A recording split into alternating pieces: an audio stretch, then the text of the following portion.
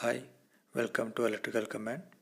ఈ వీడియోలో మనం లో పవర్ ఫ్యాక్టర్ మెయింటైన్ చేయడం వల్ల ఏ ప్రాబ్లమ్స్ వస్తాయో తెలుసుకుందాం. మనకు తెలుసు power P = VI cos π for single phase loads, అలాగే power P = √3 VI cos π for 3 phase loads. ఇందులో cos πని మనం పవర్ ఫ్యాక్టర్ అంటాము. బై డిజైన్ ఒక ఎక్విప్మెంట్ యొక్క పవర్ అలాగే వోల్టేజ్ అనేవి కాన్స్టెంట్గా ఉంటాయి. అంటే ఆ ఎక్విప్మెంట్ని మ్యాక్సిమం ఎంత పవర్ వద్ద ఆపరేట్ చేయాలి, అలాగే ఏ వోల్టేజ్ వద్ద ఆపరేట్ చేయాలి అనేవి ఎక్విప్మెంట్ యొక్క డిజైన్ టైంలోనే సెట్ చేస్తారు. కాబట్టి పవర్ అండ్ వోల్టేజ్ అనేవి కాన్స్టెంట్గా ఉంటాయి. So P = √3 VI cos πలో P and V అనేవి కాన్స్టెంట్. కాబట్టి కరెంట్ అండ్ పవర్ ఫ్యాక్టర్ అనేవి రెండు ఇన్వర్స్ని ప్రపోర్షనల్గా ఉంటాయి.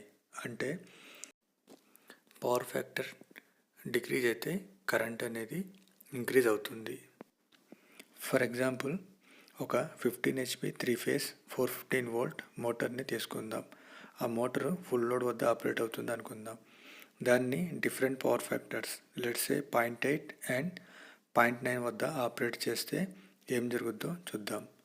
ఇప్పుడు 0.9 పవర్ ఫ్యాక్టర్ వద్ద ఆపరేట్ చేస్తే ఆ మోటార్ యొక్క కరెంటు 17 amps తీసుకుంటుంది.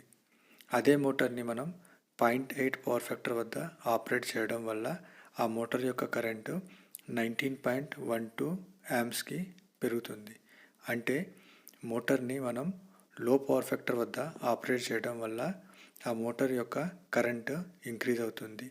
ఆ మోటార్ యొక్క కరెంటు ఇంక్రీజ్ కావడం వల్ల ఆ మోటార్కి కనెక్ట్ చేసిన కేబుల్స్, అదేవిధంగా మోటారు ఓవర్ హీట్ అయ్యే ఛాన్స్ ఉంటుంది. అదేవిధంగా ఆ మోటార్లో లాసెస్ ఇంక్రీజ్ కావడం వల్ల ఆ మోటార్ యొక్క ఎఫిషియన్సీ అనేది డిక్రీజ్ అవుతుంది. ఇంకా పవర్ ఫ్యాక్టర్ని రెడ్యూస్ చేయడం వల్ల ఏ డిసడ్వాంటేజెస్ ఉంటాయో తెలుసుకుందాం. పవర్ ఫ్యాక్టర్ రెడ్యూస్ చేయడం వల్ల కరెంట్ అనేది ఇంక్రీజ్ అవుతుంది. కరెంట్ అనేది ఎప్పుడు కండక్టర్ యొక్క ఏరియా ఆఫ్ క్రాస్ సెక్షన్కి ప్రపోర్షనల్గా ఉంటుంది. అంటే కరెంట్ ఇంక్రీజ్ చేయడం వల్ల ఈ కండక్టర్ యొక్క area of cross section increase అవుతుంది. దానివల్ల కండక్టర్ యొక్క సైజ్, అదేవిధంగా కండక్టర్ యొక్క వెయిట్ రెండు పెరుగుతాయి. కాబట్టి కాస్ట్ అనేది ఇంక్రీజ్ అవుతుంది.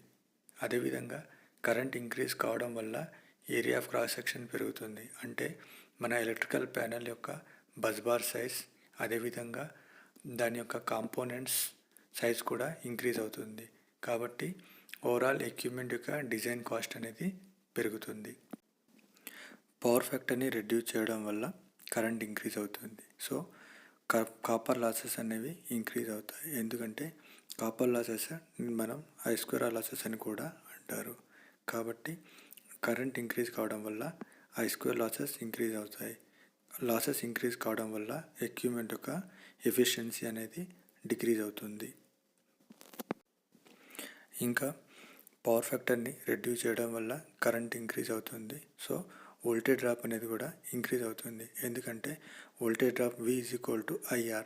సో I ఇంక్రీజ్ కావడం వల్ల I × R ప్రొడక్ట్ ఇంక్రీజ్ అవుతుంది. సో వోల్టేజ్ డ్రాప్ అనేది ఇంక్రీజ్ అవుతుంది. దీనివల్ల సిస్టమ్ యొక్క వోల్టేజ్ రెగ్యులేషన్ అనేది చాలా పూర్గా ఉంటుంది.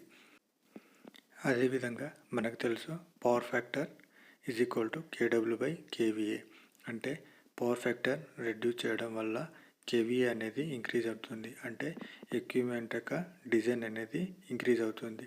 దీనివల్ల ఎక్విప్మెంట్ యొక్క కాస్ట్ కూడా పెరుగుతుంది.